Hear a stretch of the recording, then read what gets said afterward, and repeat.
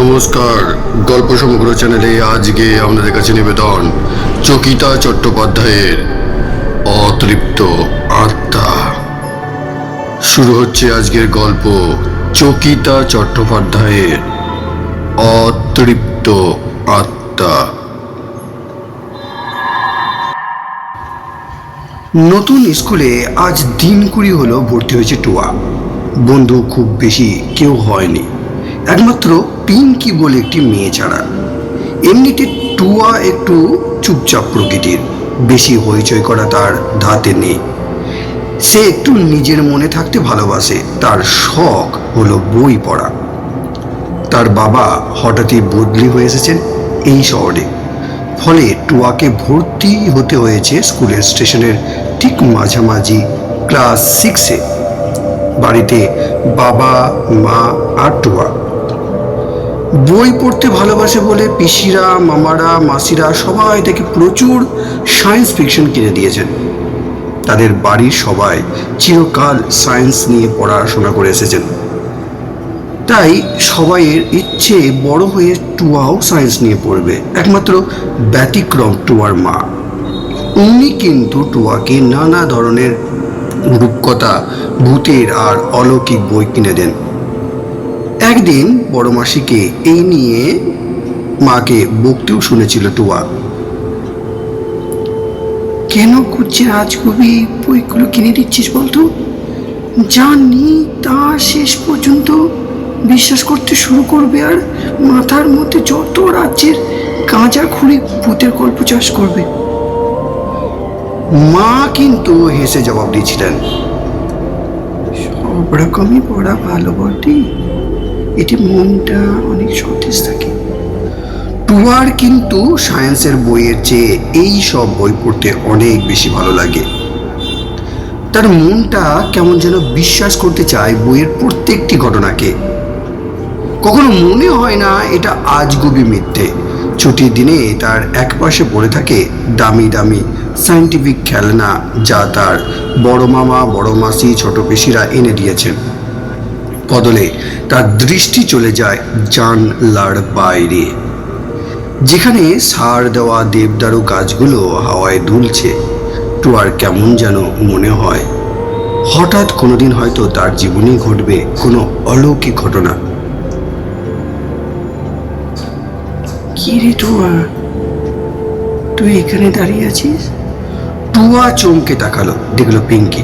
টুয়ার ভালো নাম যদিও রচিতা, আর পিঙ্কির ভালো নাম Shrimati.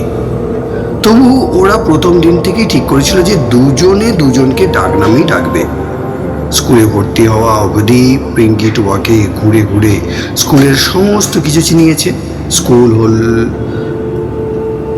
Canteen, library, সিকরুম, gymnasium, cycle রাখার গ্যারেজ, প্রিন্সিপাল মিস্টার ফ্লিনের কোয়ার্টার, অন্যান্য টিচারদের কোয়ার্টার, এইসব। টুয়া হেসে বলল, কি রে পিঙ্কি, আজ আর নতুন কিছু দেখাবি না? সত্যি কেন হয়ে গেছে?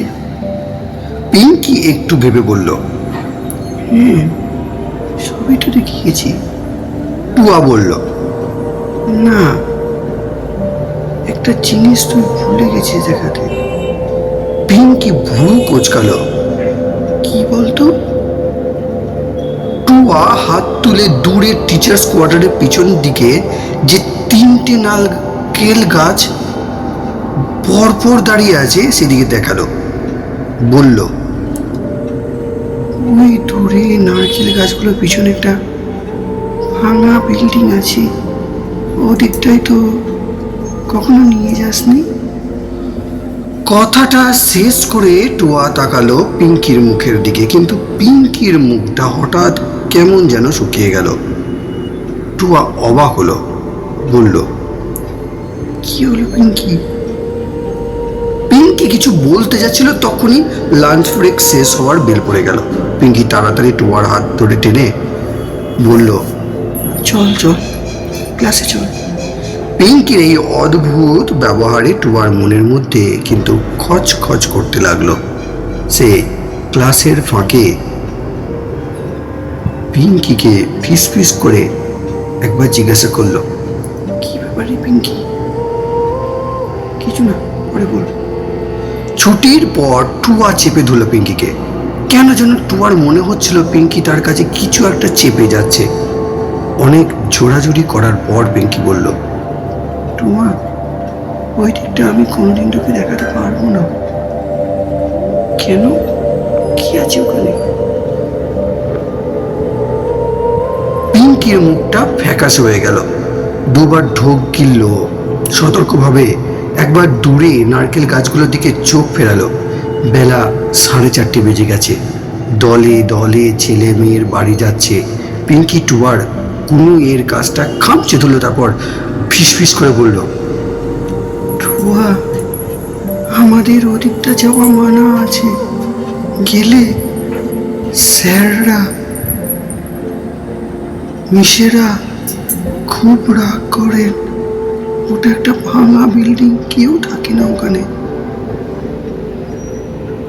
তুই কিন্তু ওদিকে খবরদার কোনো দিন যাস না।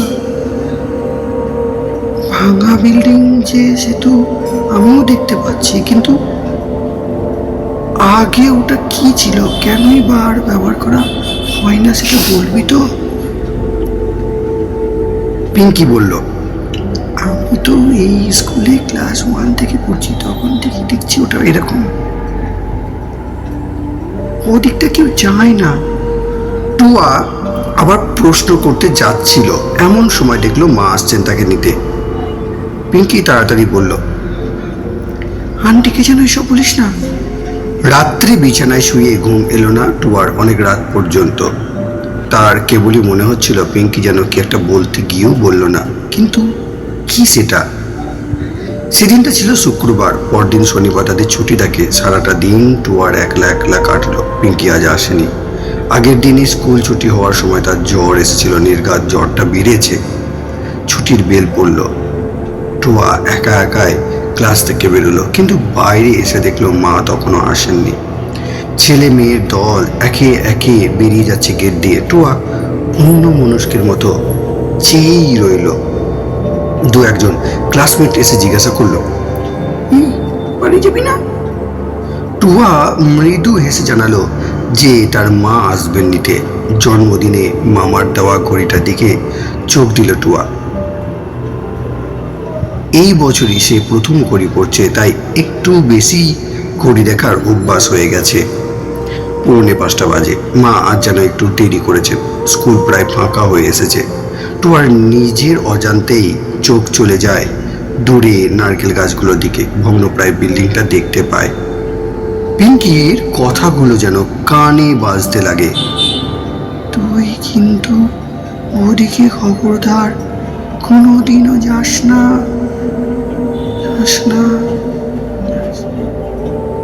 কথাগুলো বলবার সময় পিঙ্কির মুখে চোখে একটা চাপা ভয়ার্থ ভাব অনুভব করেছিল। কেন সেদিন অত ভয় পেয়েছিল পিঙ্কি? কেমন যেন একটা অদম্য টান অনুভব করে টুয়া। বিল্ডিংটা যেন তাকে টানছে।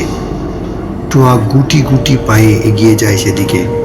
বেলা পড়ে আসছে। দারোয়ানের লাল নেড়ি কুকুরটাকে দেখতে পায়। টুয়া কান খাড়া করে সেই দিকেই চেয়ে আছে। টুয়ার সন্দেহ আরো বেড়ে যায়। পায়ে পায়ে টুয়া এগিয়ে যায়। টিচার্স কোয়ার্টারের ঠিক পিছনে। কি এটা? নারকেল গাছগুলোর কাছ বরাবর এসে থমকে দাঁড়ালো টুয়া। সে দেখলো একটা ছোট্ট দোতলা কাঠের বাড়ি। বাড়িটার দরজা জানালা বলে কিচ্ছু নাই। সেই জায়গায় কয়েকটা গহ্বর হাঁ হাঁ করছে। কাঠের ঝুল বারান্দাটা একদিকে ঝুলে পড়েছে। টুয়া কি করবে ভেবে উঠতে পারলো না। হঠাৎ দেখতে পেল জানালার একটা ফাদলে একটা মুখ। ধক করে উঠল টুয়ার মুখটা। এবার দেখলো মুখটা একটা বছর দশকে ছিলেন। সে দোতলার জানালার ফাঁদল দিয়ে টুয়ার দিকেই চেয়ে আছে। টুয়া অবাক হয়ে গেল। তবে যে পিঙ্কি বলেছিল ওই বাড়িটায় কেউ থাকে না, টুয়ার সঙ্গে চোখাচোখি হলো ছেলেটা টুয়াকে ইশারায় কি যেন বলে, টুয়া কিন্তু বুঝতে পারল না। এবার জানলা থেকে সরে যায় ছেলেটার মুখ।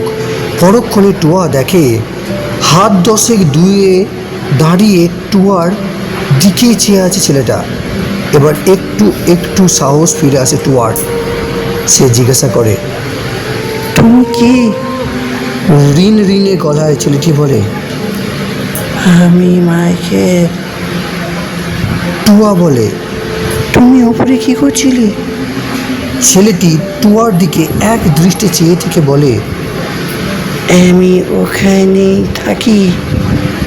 টুয়া এবার ভীষণ অবাক হয়ে যায়, বলে, সে কি? ওখানে তো কেউ থাকি না।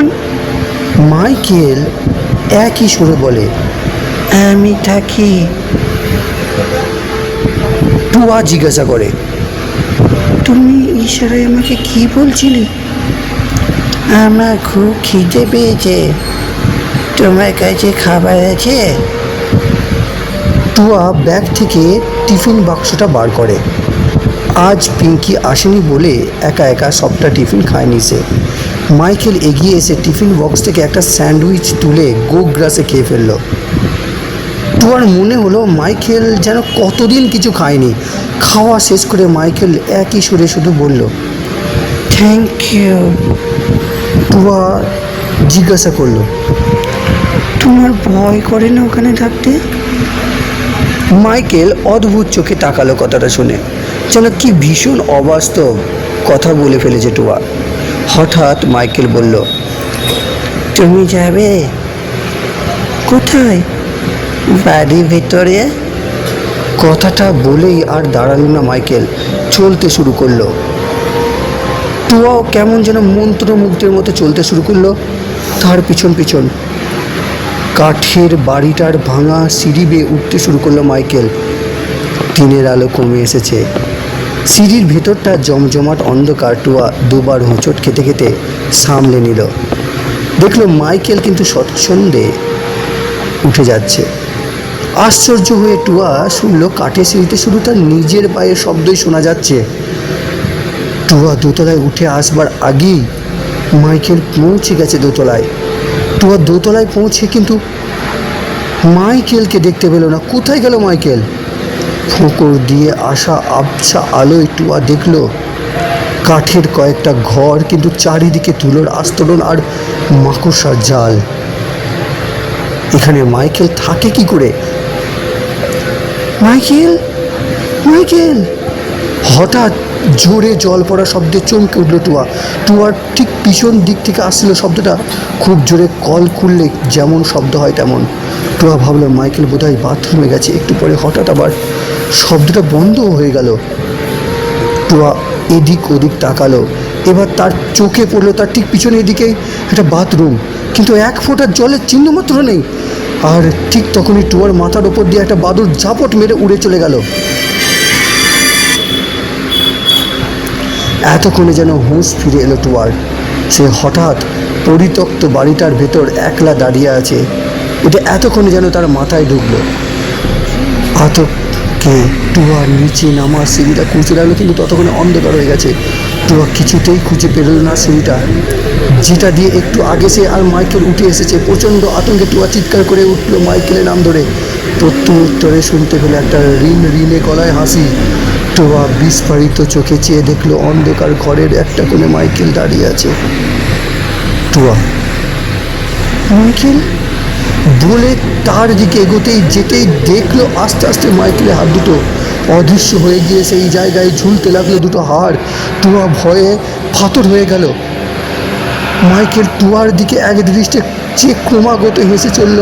আর হতবাক টুয়ার চোখের সামনে আস্তে আস্তে মাইকেলের পুরো শরীরটাই পরিণত হলো একটা নরকঙ্কালে। শরীরের সমস্ত শক্তি দিয়ে টুয়া শুধু একটা আর্ত চিৎকার করে উঠল। 3 দিন পর টুয়ার জ্ঞান ফিরল।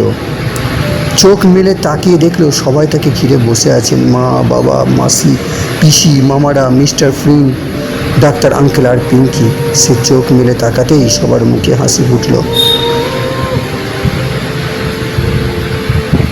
টুয়া উঠে বসার চেষ্টা করতেই সবাই বাধা দিয়ে উঠলেন।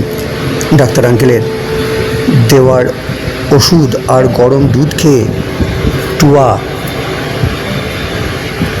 এবার কিছুটা ধাতস্থ হবার পর আস্তে আস্তে উদ্ঘটিত হলো আসল রহস্য। টুয়ার মা ঝর্ণা দেবী সেদিন একটু দেরিতেই এসে পৌঁছেছিলেন টুয়াকে নিতে, কিন্তু এসে দেখলেন স্কুল ফাঁকা, কেউ কোথাও নেই। দারোয়ান মেন গেটের কাছে ছিল, তাকে জিজ্ঞেস করতে সে জানালো যে টুয়াকে তো সে আজকে বেরোতে দেখেনি। শেষ হলো আজকে দ্বিতীয় পর্ব। ধন্যবাদ।